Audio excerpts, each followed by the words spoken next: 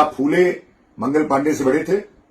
फूले का एक ही काम था, अंग्रेजों का की मुखबिरी, ईसाई मिशनरियों का काम करना, और आज उसको महात्मा बोल बोल करके महात्माओं का अपमान किया। अंग्रेजों के शुभचिंतक, दलाल कह दूंगा तो आपको बुरा लग जाएगा, इसलिए अंग्रेजों के शुभचिंतक और ईसाई मिशनरियों के एजेंट ज्योतिबा फुले का जन्मदिवस है।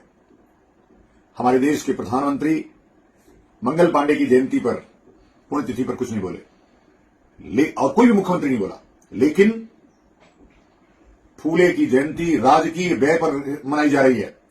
क्या फूले मंगल पांडे से बड़े थे?